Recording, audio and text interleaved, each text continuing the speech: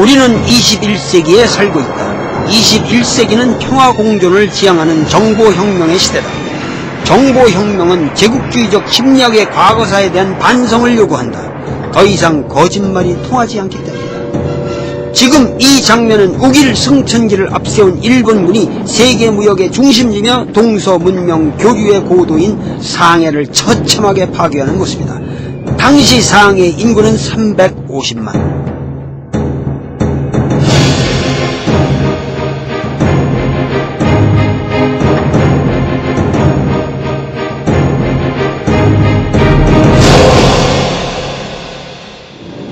자결하는 폭탄, 거리로 뛰쳐나오는 무고한 시민들, 과연 이들에게 무슨 죄가 있는가? 일본은 아직도 이러한 전쟁 범죄에 관하여 일말의 본질적 반성이나 사과를 표명하지 않는다. 모든 것이 전쟁 수행 과정에서 불가피한 일들이었다고는 말한다. 그렇다면 정의는 항상 강자의 편익일 뿐이라는 플라톤의 말대로 전쟁 그 자체는 항상 강자의 편익에 따라 정당화될 수 있는 것일까? 아직도 동아시아 평화의 가장 어두운 그림자는 일본이 자신의 과거를 반성하지 않는다는 데 있다.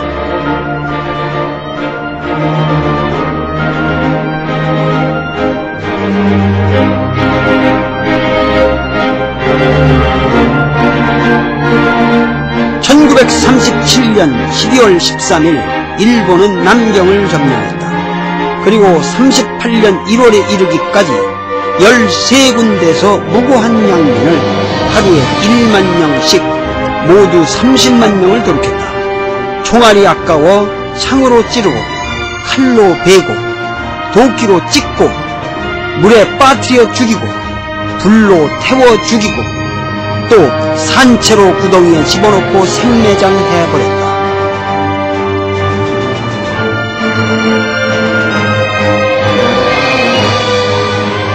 이 남경대학살에 대해서도 일본은 항구부를 한다. 교과서 왜곡을 일삼고 정신대의 슬픈 사연도 다 부정하고 음험한 미소만 지을 뿐이다.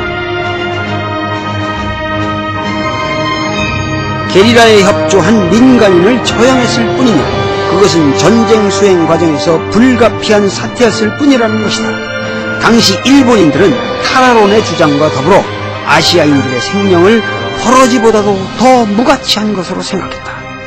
아마테라스 오미카미의 후손인 일본인에 비하면 아시아인들은 인간 대접을 받을 자격이 없다고 생각했다. 조선 강점의 의지를 드러낸 일본의 무단 통치는 19세기 말부터 이미 잔혹하고도 잔악했다. 당시 조선의 선각자들은 도저히 조선 땅에서는 조선 독립의 확고한 기지를 건설할 수가 없다고 생각했다. 1907년에 결성된 비밀결사 조직 신민회의 주요 강령 중의 하나가 해외에 독립기지를 건설하고 무관학교를 세워 독립전쟁을 전개한다는 것이었다. 국내 의병활동이 무참히 짓밟혀가고 있을 즈음 많은 사람들이 두만강을 건너야 했다. 나는 난생 처음 러시아 땅을 밟았다. 내가 한국에서 태어나 오늘까지 살아오는 동안 나의 의식 속에는 러시아는 소련으로만 존재했다. 그것은 너무도 먼 세계였다. 너무도 이질적인 접근 불가능한 동토였다. 소련이란 소비에트 연방의 약자다. 그것은 소비에트라는 통치기구 속에 15개 국가가 연방체제를 구성한 나라였다. 그것은 이 지구 육지의 6분의 1을 뒤덮는 거대한 나라였다.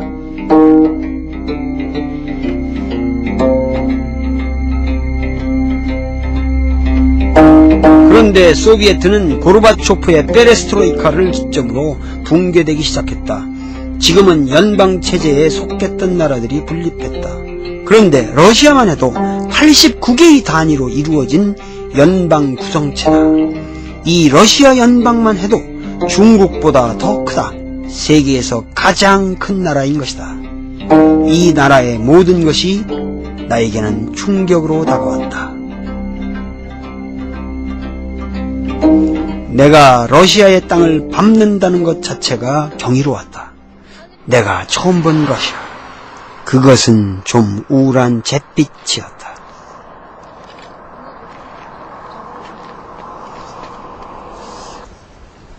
그러나 낯선 이방으로만 생각했던 러시아가 결코 우리 민족의 역사로부터 분리될 수 없다는 것을 깨달았을 때 그것은 충격으로 다가왔다. 이 넓은 공터에서 우리는 굉장히 우리 눈에 낯익은 주춧돌을 발견하게 됩니다. 이거 완전히 우리 궁궐의 나무 궁궐을 바쳤던 주춧돌이 아주 분명하죠. 이거는 도저히 이 러시아에서는 있을 수 없는 양식입니다. 그런데 이것이 왜 여기 발견되느냐? 이게 바로 그 유명한 발해, 우리나라 역사에서 너무도 억울하게 사라져버린 우리 귀중한 역사의 일부분인 발해의 궁궐터입니다. 이런 주춧돌이 여기 쭉 발견이 되는데 여기에 어마어마한 궁궐이 있었던 것으로 추측이 되고 있습니다.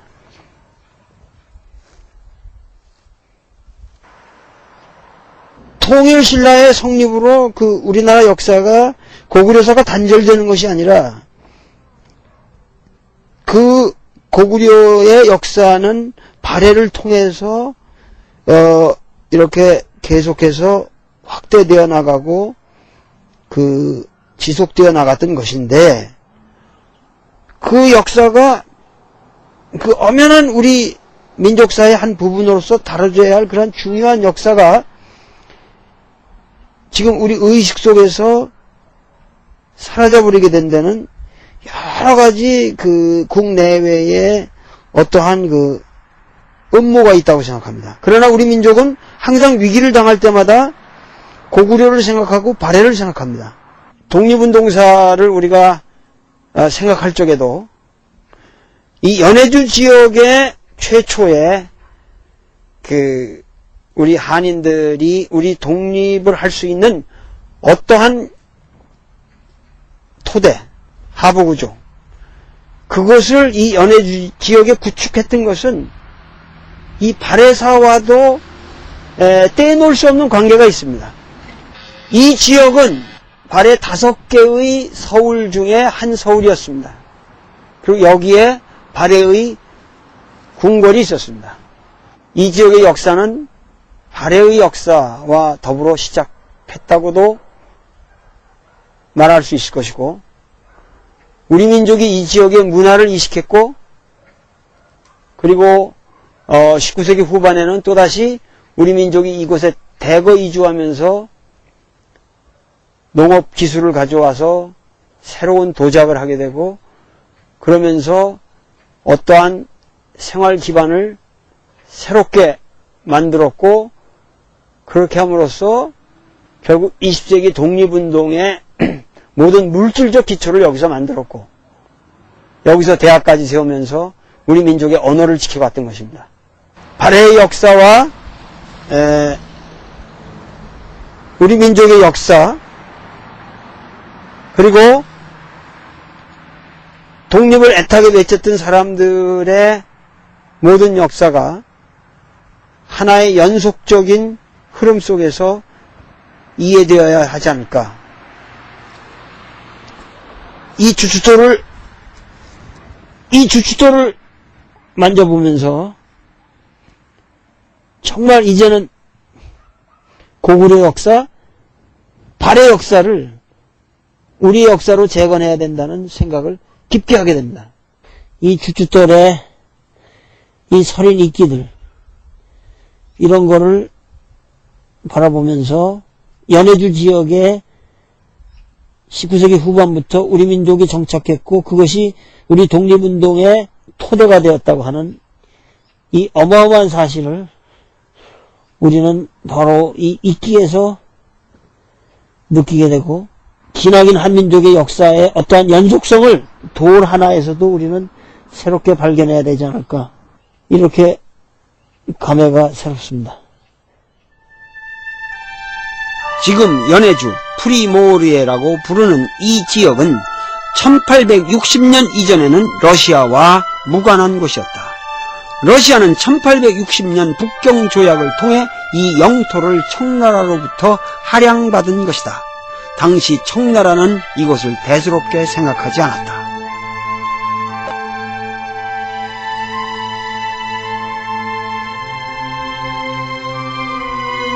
그러나 이 연해주의 남단에는 위대한 부동항 블라디보스톡이 있었다. 그곳은 시베리아 횡단철도의 시발점이 되었고 동방 진출의 최적의 해군 기지가 되었던 것이다.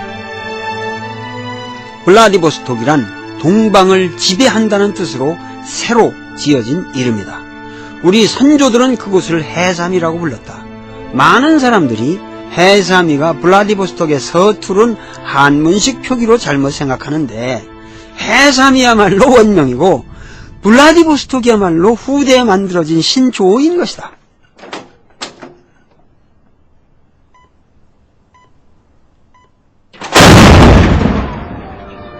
그러니까 우리 선조들에게는 북간도와 연해주 그리고 함경도 지역이 모두 하나의 활동 영역이었던 것이다. 우스리스크의 원명은 쌍성자 혹은 소왕령이었고 크라스키노는 연추였다. 모두 그 어원은 우리 고구려 말과 관련이 있다.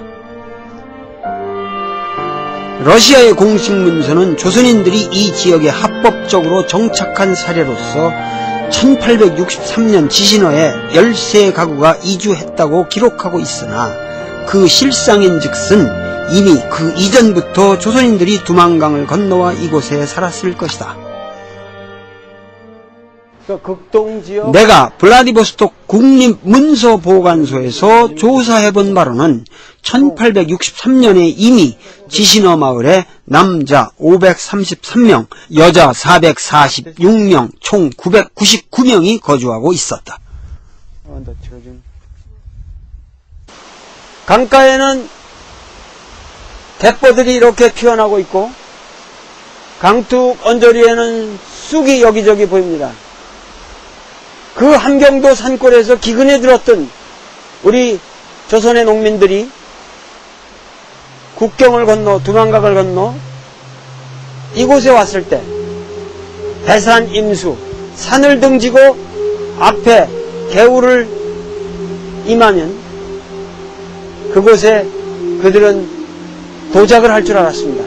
저는 여기까지 차를 타고 오면서 제가 봤던 광활한 대지, 그 대지의 색깔은 바로 고구려 벽화의 색깔이었습니다.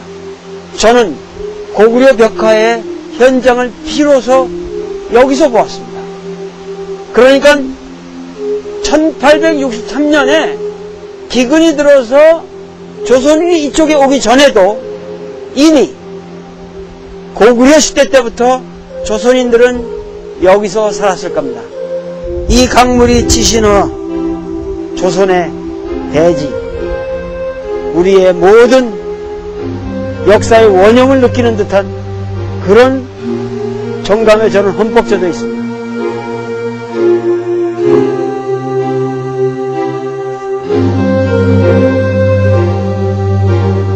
지신어의 허는 무라의 중국 발음이다. 지신이라는 말의 어원은 지신밟기의 지신과 관련이 있을 것이다. 이 지신어야말로 우리 민족이 연해주에 정착한 최초의 마을이었다. 19세기 중엽부터 이곳에는 조선인들이 목가적인 촌락을 형성했다. 그런데 왜 이 마을이 지금은 이토록 텅 비어 있을까? 그것은 1937년 스탈린이 여기 사는 한인들을 한 명도 남김없이 모두 중앙아시아로 이주시켰기 때문이다. 카자흐스탄, 우즈베키스탄에 사는 고려인들이 모두 이곳에서 오손도손 살던 사람들이었다.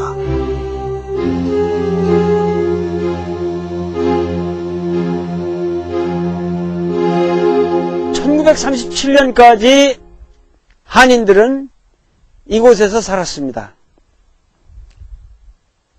그 옛날에 제가 여길 왔더라면 아마 이런 소리가 들려왔을 것 같아요.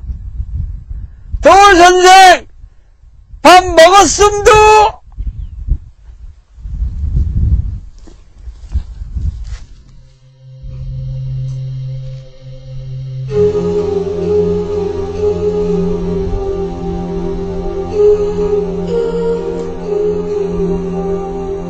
그런데 이 허허 벌판에 이곳이 현재 러시아에 거주하고 있는 50만 한인들의 발원지임을 밝히는 아름다운 비석이 하나 외롭게 서 있다. 최근 가수 서태지군이 블라디보스톡에서 공연을 하고 그 수입으로 이 비를 세웠다고 한다. 참으로 갸륵한 일이다.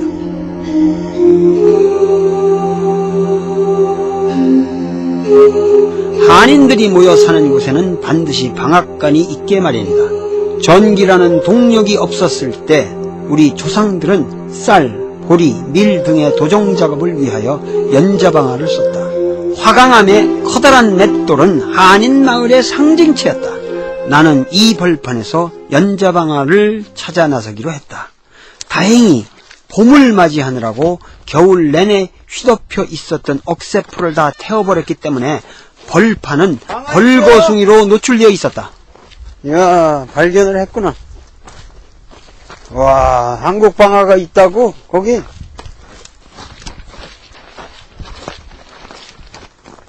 와.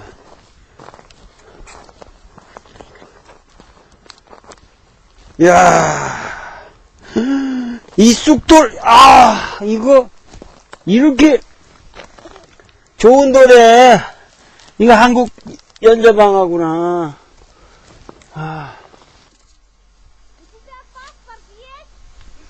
이 뽀얀 연자방아는 어떻게 생겨난 것일까? 이 거대한 연자방아를 고국 조선 땅에서부터 끌고 왔을 리는 없다. 조선의 농민들은 여기서 쑥돌을 찾아 정으로 쪼아 만들었을 것이다. 나는 저 북쪽 하바롭스크 고관에서까지 석영, 장석, 흑운모가 섞인 쑥돌을 발견할 수 있었다. 전라도 황등돌과 같은 돌이었다. Утренний пейзаж машины пламенем объятый командира несли с пробитой головой по танку ударила болван. 연해주 전체가 우리나라 조선과 동일한 지질대에 속한다는 이 사실을 우리는 우연으로 넘겨서는 안 된다. 이런 것들이, 이거 완전히 우리나라 아주 화강암의 전형적인 동일한 이건데, 우리나라하고 같은 지질대라는 게 이런 데서 증명이 되거든요. 그러니까는 고구려라든가 발해, 이런 역사의 어떠한 동질감을 우리가 이런 길거리에 있는 돌에서도 나는 느낍니다. 연자방아 숫돌이 있으면 분명 암돌이 있을 것이다. 나는 그 암돌을 찾아야 했다. 어김없이 그 황량한 벌판에 나 뒹굴고 있었다.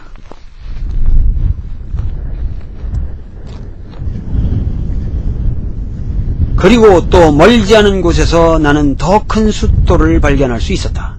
이 연자방아는 거대한 초가집 방앗간 속에 있었던 것이 분명하다. 주변에서 나는 초가집의 흔적과 주춧돌 나부랭이를 발견했다.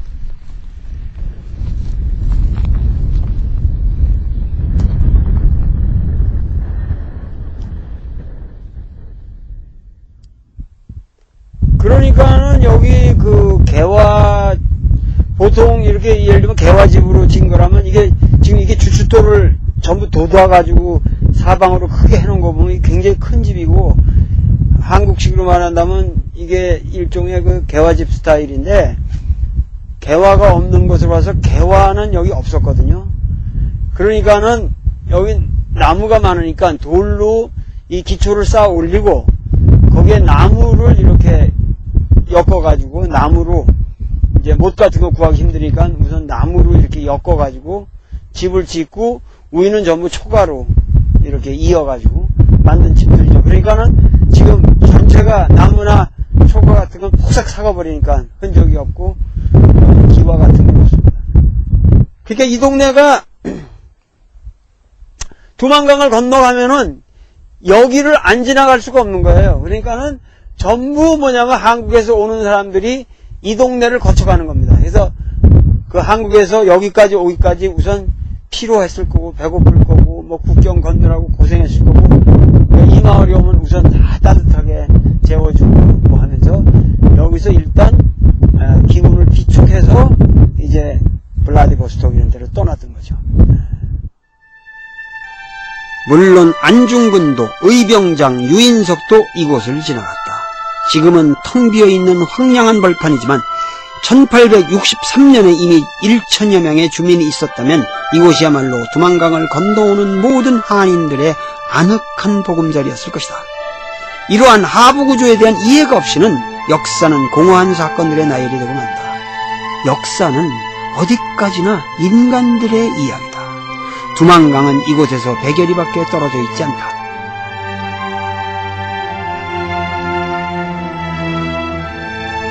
나는 핫산 지역의 두만강 하구, 그러니까 한반도의 동해안선 최북단 지점까지 가보기로 했다. 그런데 그곳은 러시아, 중국, 조선민주주의 인민공화국 세 나라의 국경이 맞닿은 곳이며 러시아는 외부인에게 그 지역을 공개하지 않는다. 특별한 허가가 필요했다.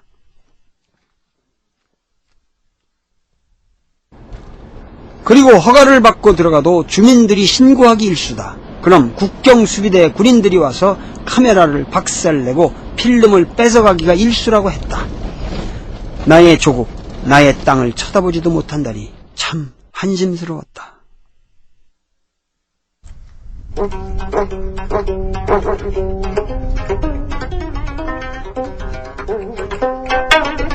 이 철길이 바로 두만강역으로 통한다.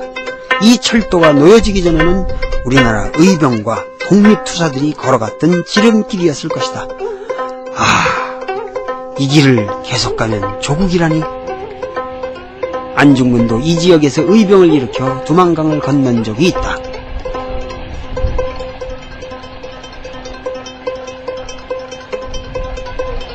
얼마나 많은 사람들이 이 철길 위에 피눈물을 뿌렸겠습니까? 이제 부산에서 서울로 평양으로 이곳까지 오는 날도 멀지 않았습니다.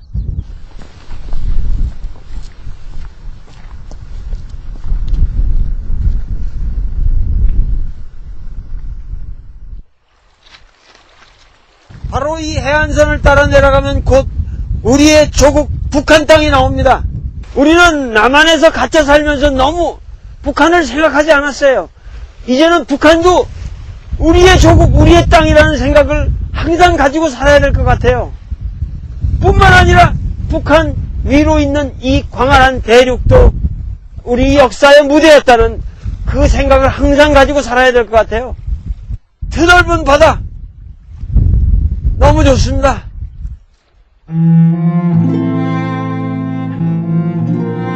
내가 두만강으로 가는 해변에서 느낀 감회는 한 폭의 그림이었다.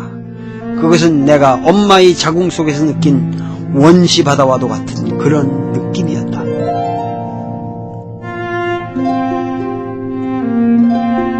그리곤 타르코프스키의 영화에서나 목격할 수 있는 그런 장면들이 끊임없이 이어졌다.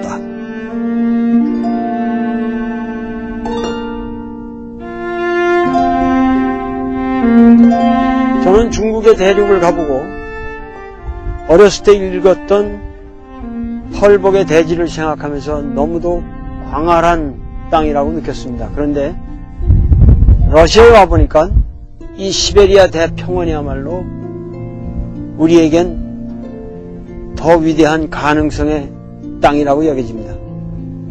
중국 땅은 너무도 사람의 발자취가 두껍게 쌓여 있습니다.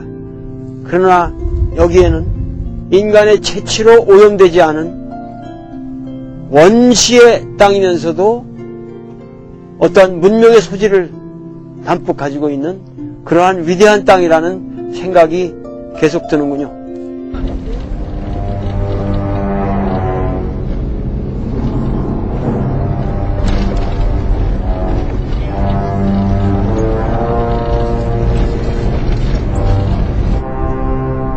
때마침 날씨가 음산했다.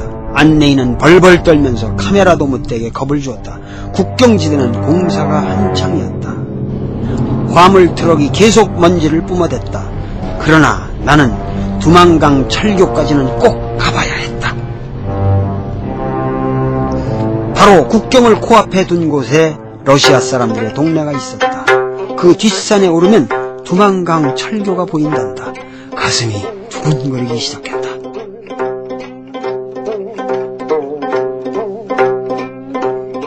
이 동네에도 어김없이 화강암 연자방아와 우물이 눈에 띄었다. 지금은 러시아 국경수비대 관계자들이 살고 있는 촌락이지만 과거에는 조선인 마을이었던 것이다. 두만강 언저리는 현재의 국경에 관계없이 모두 이런 한인 촌락으로 덮여 있었던 것이다.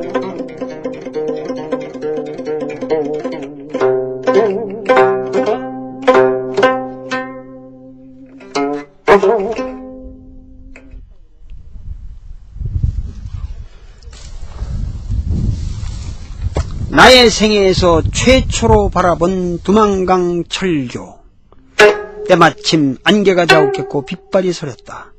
그 감격을 과연 무슨 말로 형언하랴. 우리가 알아야 할 것은 이 길목, 그러니까 러시아 조선국경 40리만 막혀버리면 우리나라는 반도가 되어버리고 만다는 것이다. 우리 민족은 본래 대륙의 민족이었다. 쫓기고 반도에 갇혀버렸지만 우리는 대륙 벌판을 달리고 또 달리던 사람들이었다. 19세기 말에나 완성된 가야금 산조에도 태고적 말발굽 소리가 가득하지 않은가. 저는 여기서 살그머니 엎드려서 저 지금 북한 땅을 들여다보고 있습니다마는 아마도 이 연해주에 살았던 많은 의병들이 저 조선 땅을 바라보면서 어떻게 저 우리의 땅을 수복할까, 그렇게 저 땅을 그리워하며 눈물을 흘리며 바라봤을 겁니다.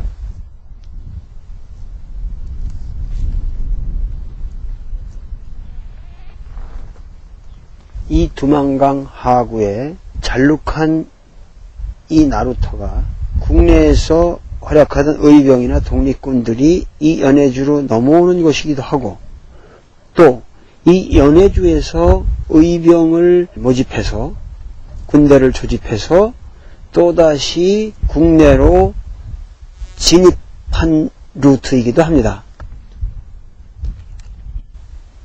저는 이 유유히 도도히 흘러가는 두만강 물줄기를 바라보면서 외치고 싶습니다.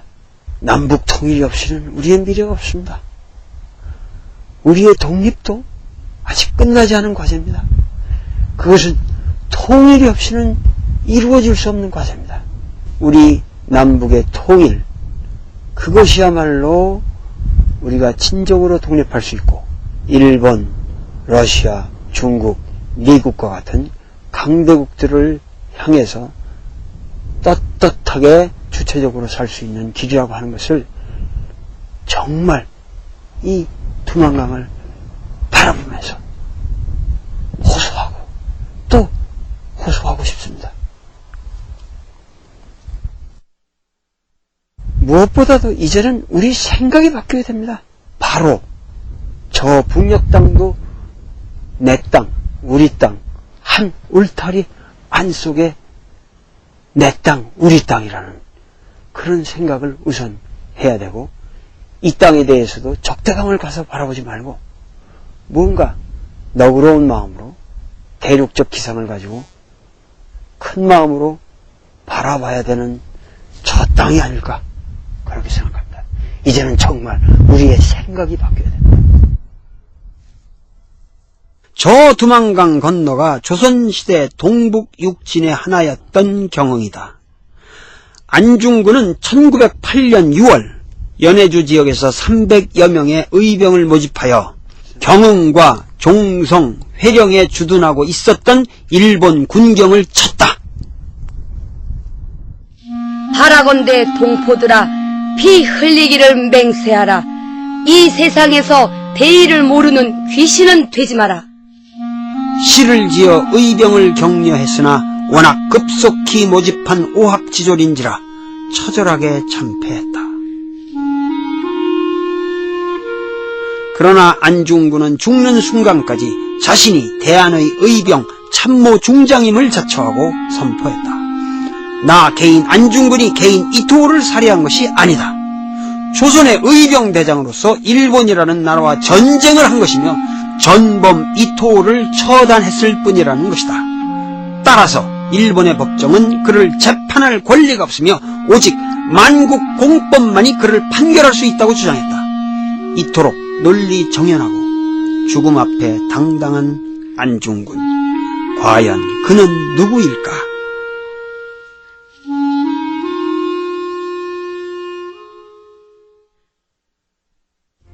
안중근은 1879년 9월 2일 황해도 해주읍 수양산 아래에서 안태훈의 장남으로 태어났다. 안중근은 법정에서 자신을 포수일 뿐이라고 소개했지만 기실 그의 아버지 안태훈 진사는 황해도의 거유였다. 독립운동가 노백린, 배감 박은식, 백범 김구가 모두 이 지역 사람들인데 안중근 부친과 교류가 있었다. 김구는 안중근 16세 때 안중근 집에 기거하며 신세를 진 적이 있었다. 안중근의 학문과 기계는 이러한 고매한 가풍에서 일찍이 형성된 것이다. 1905년 그는 상해로 갔다. 그곳에서 민영익을 만나 인생의 진로에 대한 자문을 구하려 했으나 상면을 거절당했다. 그리고 그곳에서 안면 있는 프랑스인 곽신부를 만나 애국계몽에 대한 신념을 얻게 된다. 그리고는 곧 부친 사망 소식을 듣는다. 1906년 3월 진남포로 이사하여 가재를 털어 삼흥학교와 돈의학교를 세우고 교육사업에 전념하였다.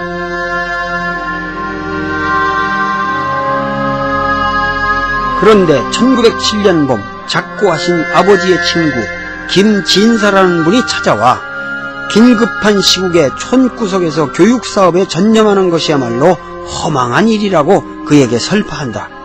큰 세상으로 나가 보다 현실적인 투쟁을 해야 할 때라고 역설하는 것이었다.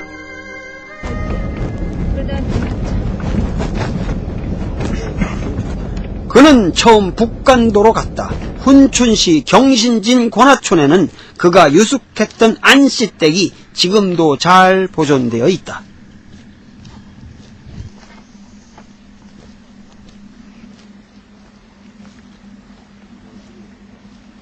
여기에 1908년 4월부터 6월간이라고 잘못 쓰여져 있는데 안중근 당신이 직접 쓴 안흥칠 역사에 보면은 1907년 가을에 서너 달 정도라고 그랬어요. 이 지역에 와서 대도천, 구사평, 권하, 방천 등지에서 유숙했다고 하는데 이 중에서 확실하게 안중근 의사가 유숙했던 곳으로 추정되는 곳이 바로 이 권하촌의 이 초가집입니다. 김진사의 충고는 결정적인 것이었다. 그것은 우리나라 독립운동이 애국계몽에서 무장투쟁으로 전환되는 결정적인 한 계기였던 것이다. 여기 권하촌이라고 하는 이 조그만 마을에 안중근 의사가 직접 기거하셨던 이 방에 들어와 보니까 정말 눈물이 앞을 가리우고 만감이 교차합니다. 1907년 어느 날 김진사라는 분이 찾아옵니다. 너는 뜻이 있는 큰 인물인데 눈을 좀 들어서 세상을 넓게 바라보면은 이미 연해주와 간도 지역에 100만 조선인들이 거대한 세계를 꾸려놓고 있다. 그러니까 그 큰 물로 네가 나가서 거기서 뭔가 활약을 하면서 조국을 도울 길을 모색해 보거라 하면서 훈계를 하는 말을 듣고 안중근이 크게 감화를 받습니다. 근데 그 내용인즉슨 즉 그 애국 계몽으로는 안 된다. 결국 네가 무장투쟁으로 나가야 한다는 그런 설교를 들은 것 같아요. 그래서 그 김진사님의 말씀에 감복을 받고 이 권하촌이라는 데에서 유숙하면서 이 지역의 상황을 돌아보신 거죠. 그러다가 3, 4개월 있다가 연해주로 넘어가서 크라스키노니 그리고 블라디보스톡 이쪽에서 뜻 있는 사람들을 만나서 의병을 일으켜서 결국 조선으로 넘어갔다가 죽을 고생을 하고 도저히 이런 방식으로는 내가 이런 오합지졸의 병조를 일으켜서 구국 활동을 한다는 건 불가능하다. 뭔가 더 효율적인 투쟁 방법을 생각하지 않으면 안 되겠다. 그래서 모든 것을 단독으로 결행하기로 그렇게 결심을 굳히게 됩니다. 그렇게 하면서 소위 말해서 그 이등방문 저격이라고 하는 어마어마한 우리 민족사의 대사건이 벌어지게 되는 거죠.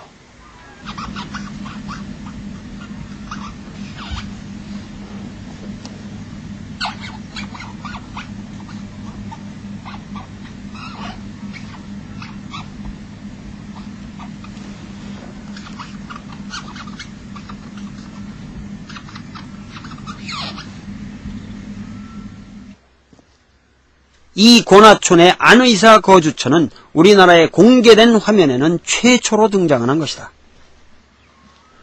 주변을 살펴보니 그곳에도 어김없이 거대한 연자방아가 있었다. 러시아 연해주의 한인부락과 현 중국의 북간도 한인부락이 하나의 조선인 공동 취락군이었음을 증명해주는 것이다.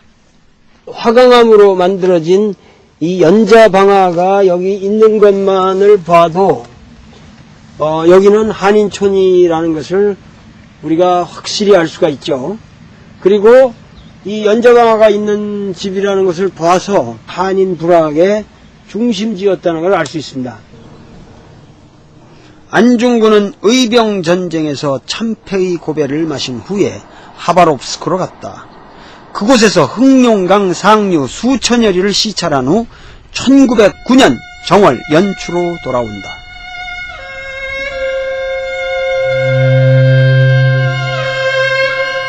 그곳에서 동지 11인과 더불어 그 유명한 단지동맹을 한다.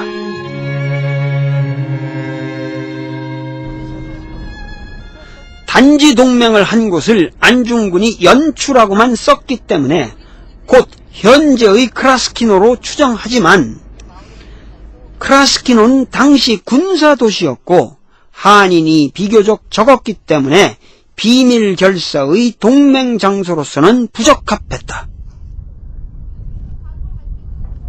안중근이 연추라고 말한 곳은 크라스키노 동남쪽에 있는 얀체해 마을, 현재의 추카노프카 마을이었다. 추카노프카, 이게 추카노프카 강입니다. 일단 이 마을은 1937년 스탈린에 의하여 한인들이 강제 이주당한 후 우크라이나 사람들이 와서 살고 있지만 본래 초가집으로 덮인 정감서린 우리 조선 마을이었다. 그곳에도 어김없이 연자방아가 나를 기다리고 있었다.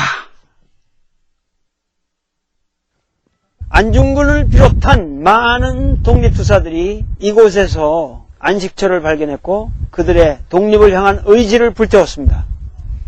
그들의 조국을 향한 열렬한 가슴을 이 추카노프카 길거리에 나 뒹굴고 있는 이 차가운 돌이야말로 그 뜨거운 가슴을 아직도 간직하고 있지 않을까요? 조선인들의 우물은 자연석을 동그랗게 쌓아 올린다. 중국에도 러시아에도 이런 형식이 없다. 그들은 주로 사각의 나무를 이용한다. 조선의 우물은 여기저기서 발견되었다. 그리고 변속관도 우리 옛날 뒷관 그 모습 그대로다. 그런데 이 얀체의 마을의 비밀은 이런 옛 풍경에 숨어 있는 것은 아니다. 안중근의 거사는 일개인의 주관적 의사로서만 이루어질 수는 없다. 그 의거를 뒷받침해주는 조직과 자금, 이런 하부구조가 필요하다. 우리 독립운동사는 너무 이런 하부구조를 도외시한 채 개인의 영웅적 행위만을 기술하고 있다. 기실, 이 마을 사람들 모두가 안중근을 도와준 것이다. 안중근은 공판석상에서 이범윤과의 관계를 공식적으로 거부했지만 안중근은 이범윤을 만났다. 이범윤은 간도 관리사, 그러니까 간도 지역 조선 총영사로서 맹활약을 하다가 1905년 을사늑약 후 정부로부터의 소환 명령을 거부하고 연해주로 왔다. 그리고 이 지역의 독립투쟁의 실제적 구심체가 되었다. 그는 전주 이씨로서 황실과 특별한 관계가 있었지만 투철한 독립정신의 화신이었다. 구한말 우리나라의 가장 탁월한 외교관이었으며 주 러시아 공사로서 경술 국치를 당한 후 통군을 이기지 못하고 자결한 이범진도 바로 이범륜의 친형이었다. 그리고 고종이 파견한 헤이그 밀사로서 이상설, 이준과 함께 영어, 불어, 로어 등 유창한 외국어를 구사하면서 실제적인 업무를 도맡아 했던 이위종도 이범진의 아들이었다. 이위종은 레닌의 볼셰비키 혁명에 몸을 바쳤다. 이범륜의 배후에는 항상 연해주 지역에서 한국 사람으로서는 가장 돈이 많았던 최재형이라는 인물이 있었다. 최재형은 함경북도 경원 사람이었는데 1860년대 이미 러시아로 이주하여 러시아인으로서 확고한 생활 기반을 닦았다. 그는 군납업자가 되어 거상이 되었고 2차례나 러시아 황제를 아련했다.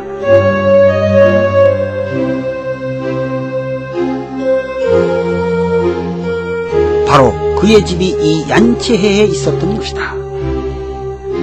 여기 널브러진 이 빨간 벽돌이 거부 최재형의 대저택의 잔재다. 제가 이번 여행을 통해서 발견한 최재형이라는 인물, 9살 때 함경도 경원을 떠나서 이곳으로 이주해 와가지고 선원으로 모든 허드렛 일을 하다가 노를 열심히 공부해가지고 결국은 대학까지 들어갔습니다. 대학을 우수한 성적으로 졸업하고 무역업을 하고 군납업을 하면서 한인으로서는 가장 막대한 부를 축적합니다. 그러나 이러한 인물이 돈을 벌었으면 다들 사람들이 치사해지는데 이 사람은 오히려 대의를 위해서 열렬하게 끝까지 투쟁한 인물입니다. 이분이 산 위대한 생애는 바로 이 최재형 선생의 벽돌집 앞에 서 있는 이 나무가 모두 기억하고 있을 것입니다.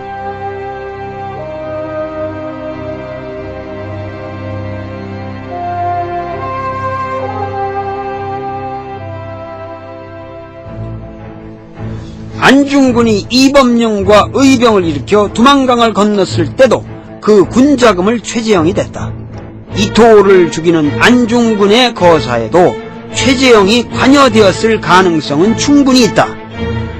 안중근은 블라디보스톡에 살고 있던 황해도 의병장 이석산으로부터 100원을 강탈했다고만 쓰고 최재형 이야기는 하지 않았으나 최재형은 보호되어야만 할 인물이었기 때문에 일체 언급치 않은 것이다. 52년 3월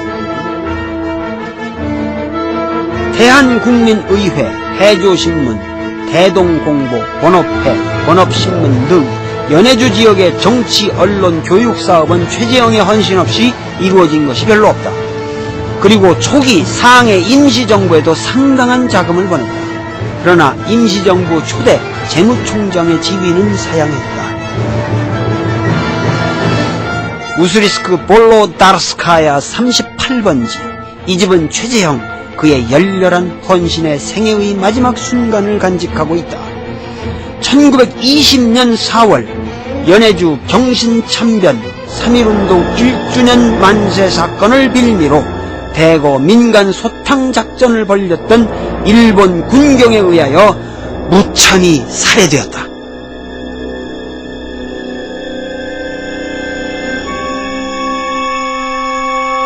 안중근이 단지 동맹을 한 것도 실은 얀체해 최재형 저택 아니었을 것으로 미정되고 있다.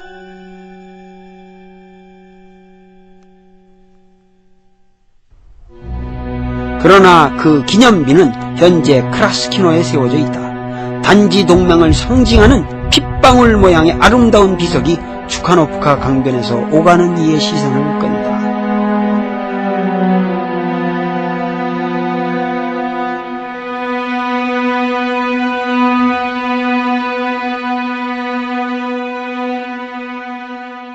(1909년 1월)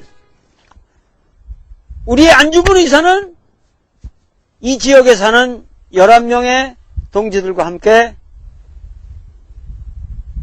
왼손 무병지 이 손가락을 자름으로써 조국에 헌신할 것을 각오합니다. 그리고 그해 9월에 홀로 떠납니다. 그때 동지들이 어디를 가느냐? 그러니까 아무 말 없이 나는 이제 다시 돌아오지 못할 길을 갔다 하고 떠납니다. 그래서 안중근 의사는 블라디보스토크로 갔고 거기서 이토 히로부미가 할빈에 올 거라는 소식을 듣습니다. 그때 주먹을 불끈 쥐면서 이제 이토 히로부미 그 늙은 도적놈이 내 손안에서 끝장나는구나 하고 분연히 외칩니다.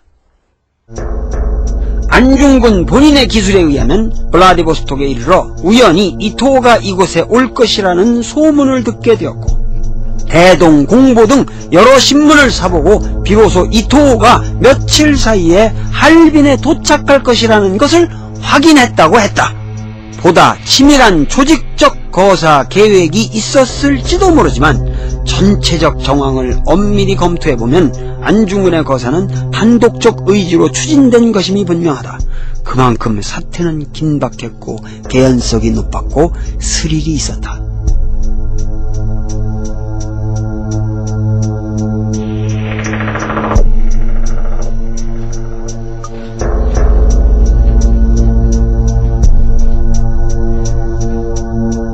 그에게는 이미 그해 5월 회령에서 구입한 검은색의 7연발 블로닝 권총이 있었다.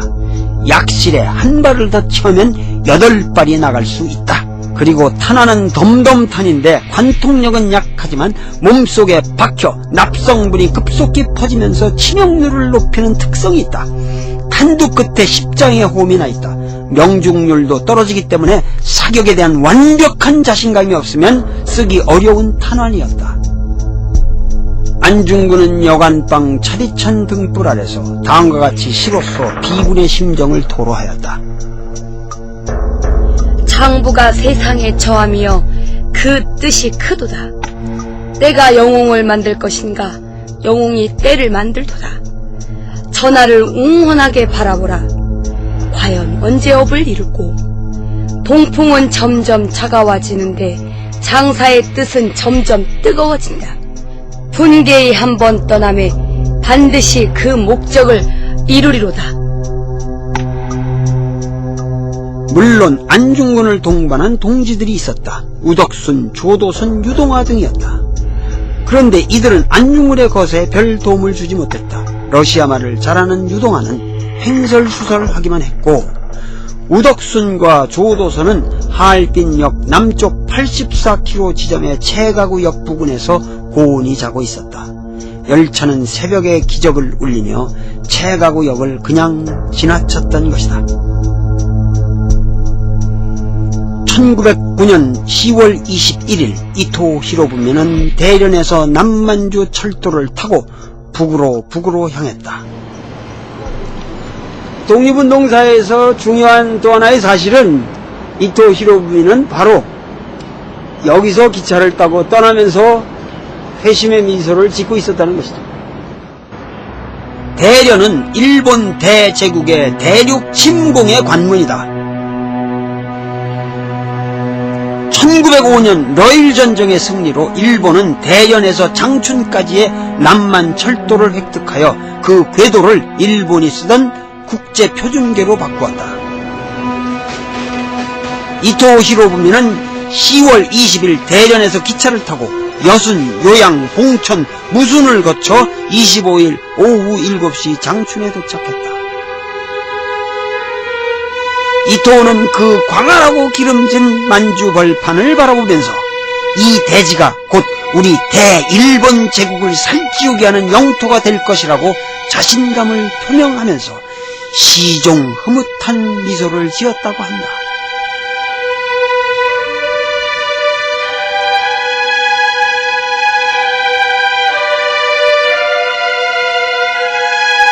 (1909년 10월 21일) 아침, 안중근은 블라디보스톡에서 열차를 타고 동방의 모스코바라고 불리웠던 하얼빈으로 출발했다.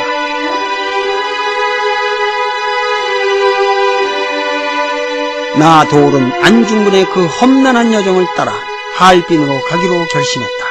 그 길은 정말 험난했다. 우선 중국 정부는 촬영 허가를 내주지 않았다. 모든 것을 6mm 카메라로 몰래 찍어야만 했다. 5월 중순이었는데도 몹시 쌀쌀했다. 하얼빈역 플랫폼에 들어갈 수 있을지도 의문이었다. 10월 26일 운명의 날이 밝았다. 안중근은 하얼빈에서 산 외투를 거치고 일본인으로 보이게 만드는 챙 있는 편한 운동모를 썼다. 그리고 블로닝 권총을 오른쪽 주머니에 넣었다. 모두 8개의 총알이 장전되었다. 이토호는 기차가 하얼빈역에 도착한 후에도 20분이나 기차 안에 머물렀다. 그는 러시아 재무장관 코코프초프와 러일 전쟁 이후에 북만주 이권 문제에 관한 최후 담판을 했다. 안중근은 이날 새벽 5시경에 일어났다. 아버지, 엄마, 그리고 숨진 동지들의 얼굴이 스쳐 지나갔다.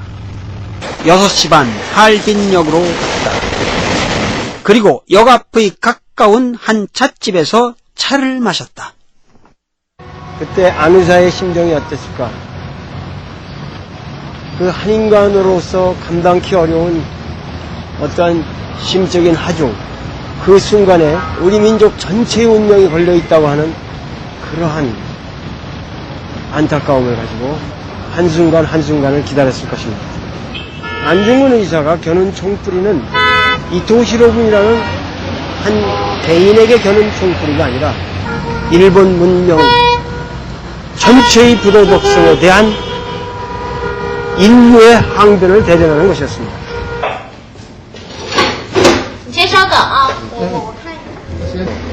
나는 VIP 대합실 직원들에게 사정하여 어렵게 플랫폼으로 진입했다. 안중근은 이토호를 본 적이 없다. 키가 작고 수염이 있는 노인이 나타나자 그냥 그가 이토일 것이라고 생각했다. 9시 30분 러시아 병사들 사이에서 틈새를 발견했다. 그 순간 빵! 빵! 빵! 빵! 세 발이 어깨부터 차례로 명중했다. 첫 번째 총알은 오른팔을 뚫고 제7늑간의 수평으로 박혀 심장 앞에 멈추고, 두 번째 총알은 오른쪽 늑관절을 통해 제9늑간으로 들어가 흉막을 관통했고, 세 번째 총알은 상복부 중앙으로 들어가 왼쪽 복부에 박혔다. 순간 안중근의 머리에는 불안한 생각이 스쳤다. 바로 저 노친네가 이토가 아닐 수도. 빵! 빵! 빵! 주변에 사람들을 쏘기 시작했다. 세 발이 모두 명중했다. 수행원 하야시, 하얼빈 총영사 카와카미, 만철 이사 타나카. 순간 죄책감이 스쳤다. 안중근은 휴머니스트였다. 내가 무고한 사람들을 살상하고 있는 것은 아닐까. 총쏘기를 멈추는 순간 러시아군이 덮쳤다. 꼬레아 우레, 꼬레아 우레, 꼬레아 우레. 안중근은 바로 이 건물 러시아 동청철도구에서 한나절 붙잡혀 있었다. 이날 저녁 9시경 일본 총영사관으로 호송되었다. 이 건물은 지금도 남아있다. 이 영사관 지하실 취조실에서 안중근은 그 유명한 이토의 15죄목을 설파하여 취조자들을 놀라게 한다. 안중근에게는 동양평화론이라는 치열한 논리 구조가 있었다. 이토호는 동양평화를 위하여 그리고 일본 국민을 위하여서도 처단되어야만 하는 인물이었다.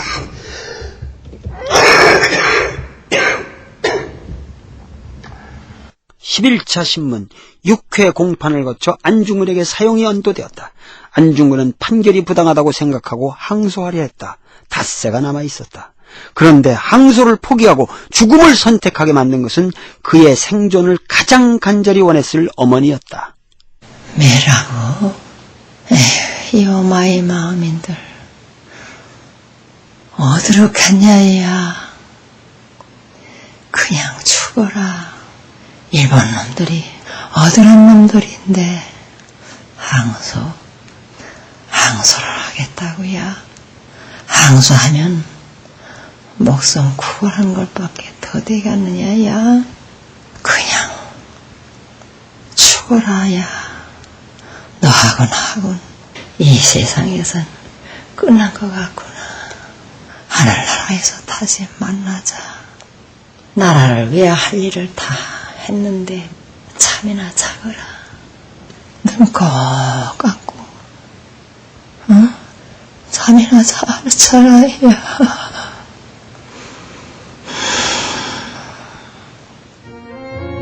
어머니가 다녀간 후 안중근은 진실로 생사를 초월한 사람처럼 보였다고 일본인 간수장 치바는 쓰고 있다.